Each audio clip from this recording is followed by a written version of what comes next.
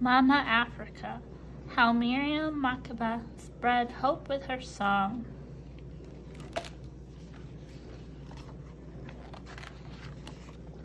Miriam sang as soon as she could talk and danced as soon as she could walk. She sang folk songs as her mother played the drums. She sang pop songs for her brother and his friends. She sang hymns with her sisters in the Sunday school choir. Music gets deep inside me and starts to shake things up, she said. And from deep inside, Miriam began to shake up the world. At church, her choir teacher tells Miriam she is free to sing out. But out in the world, Miriam is not free. Unless people have white skin, they are not free. Police raid their homes. Sometimes they are arrested. Sometimes they never return.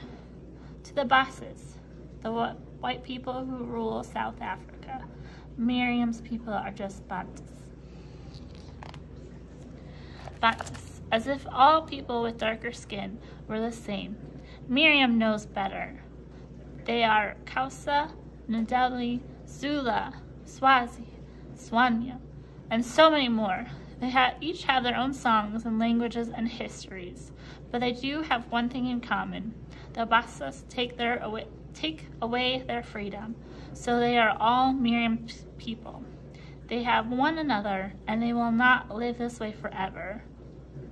Moya, she sings, spirit. The Bantu spirit must be broken. The Basas decide. They pass even harsher laws of apartheid to keep the races separate, crushing the rights of black people and trying to silence their voices. But Miriam's voice will not be silenced. She goes to the big city, Johannesburg, and sings, even protest songs in isiXhosa, isiZulu, Setswana, and more, because the bosses don't understand those languages. It is risky. But Miriam has listened to the protest songs of American singers like Billie Holiday and Ella Fitzgerald, and she feels brave. Who can keep us down as long as we have our music? Miriam asks. Bravely, she sings out, like a nightingale. Soon she is so popular that everyone wants to meet her. One night, she meets a man she can tell will be a great leader. His name is Nelson Mandela, but Miriam is worried for him. The Freedom Charter he and others are writing argues that South Africa belongs to all who live in it, black and white. Everyone must have freedom, it says. Freedom! You have no freedom, the police shout. Black people in South Africa must get permission to be out of their own neighborhoods and must carry passes to prove it. If they don't show their passes to the police, they are arrested and jailed. Sometimes the police say that their passes are not valid, and sometimes Miriam and her friends are thrown in jail. Still, that does not stop Miriam from singing. Singing always gives her strength, but one night, as she and her group drive home from a concert, there's a terrible crash. Miriam and her friends are hurt, one of them very badly. They need help. Help comes, but the ambulance takes only the people in the other car. They are whites. Miriam's friends, Victor, is black. By the time Miriam finds help, Victor is dead. Dead. Why did this man have to die? She sings, Italia Lamandoda. Miriam is so angry. Her anger fuels her fight to stop apartheid. Surely other people in the world would help if only they knew. She decides to sing in a secret movie against apartheid, to tell those outside South Africa what the buses are like. It is dangerous. Many people, like Nelson Mandela, have already been arrested for telling the truth. She hopes the whole world will watch. Watch out, the bosses tell Miriam. They suspect she is acting in the anti-apartheid movie. They have no proof, but they warn her, beware. Beware, Verwoerd, she sings back to the Prime Minister. Damnya Nyanyana. To escape South Africa, Miriam disguises herself in a nanny uniform and boards a plane bound for Europe. For the first time in her life, she's free of apartheid. She sings in London and Los Angeles and New York about what the bosses are doing to her people. But she cannot sing too loudly. Her whole family is still in South Africa. What will the bosses do to her family back home, to her people back home? Home? South Africa is no longer your home, the bosses tell her. If she ever tries to return to the country, they will put her in jail. Even when she finds out her mother is sick, the bosses will not let her back in. In tears, Miriam sings, "Sinsina, what have we done?" She knows her people have done nothing to deserve what the bosses do to them. She stays in America and turns her tears into songs against the bosses. The bosses pass more laws to stop people from protesting. They arrest thousands and jail many. 2 of Miriam's uncles are killed in the struggle for freedom. The bosses simply say, "We do not intend to get upset by what is being said in all the ignorance in the outside world." But the outside world is no longer ignorant. They start listening to Miriam's songs. She sings to her people to be brave. Jolenkomo, she sings of police raids. Walezula, she sings of her people being jailed. Lakushona hunger, she sends them strength with her song. Her song becomes so strong that she's invited to the United Nations to speak about South Africa.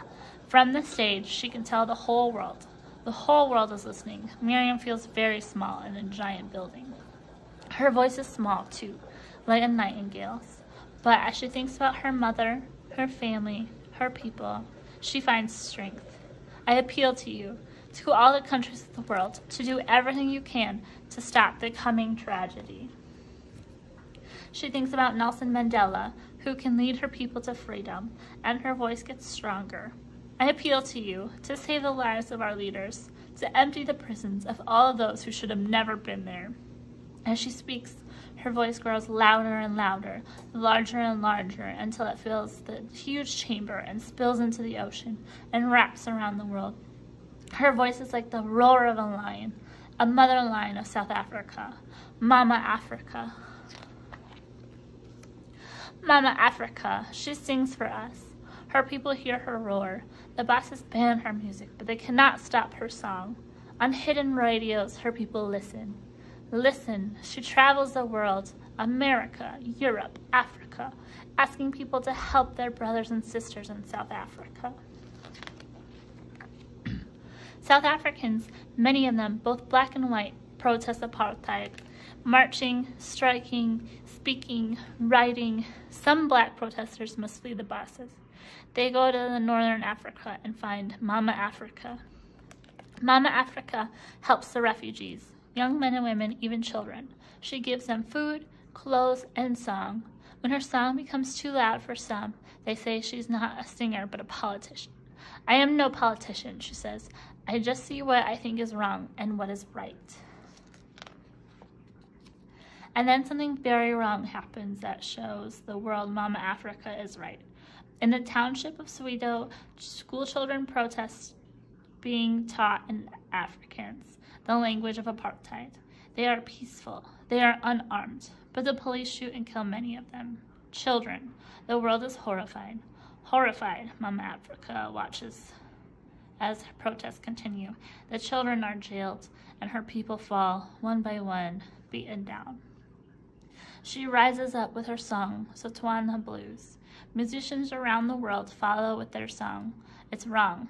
Johannesburg. Free Nelson Mandela. Nelson Mandela is still in prison. Mama Africa must be his voice and keep his people strong. More and more, black, white, Asian, people of all races join anti-apartheid groups in South Africa. Allies around the world join her song. Her song is strong. Mama Africa will not give up. She will see her people free. Give us our land. Makeba. Voices everywhere grow so loud that the Basa have to listen. They are losing allies, money, and power. Apartheid is crumbling. Mayabui, Africa. Come back, Africa. Mama Africa roars. Mandela hears her roar. He says that they will help the Basa find a way to end apartheid and share the country equally. The Basa must finally face the truth. All people of South Africa must have their freedom. Freedom! Mama Africa watches Mandela walk out of prison. She watches the laws of apartheid fall one by one, and she sees her people stand tall. She sings with joy. Finally, her people are free. Free at last, Mandela cries, and the crowds cheer. Now everyone in South Africa is free. Now everyone can go where they want, live where they want, and be who they want. Now Mama Africa can come home. Home. Mama Africa was finally home. She sang in celebration. She sang for the Xhosa and Zulu and Mbali and Swazi and all of the races. She sang for her mother. She sang for the children. Her voice flowed down the Limpopo River, out to the ocean and around the world. It even reached up to the heavens as she sang together with her people. Nkosi Sikelel, Africa. God bless Africa.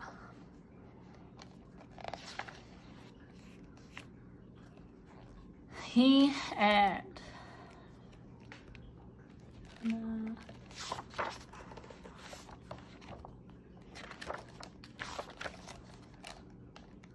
The end.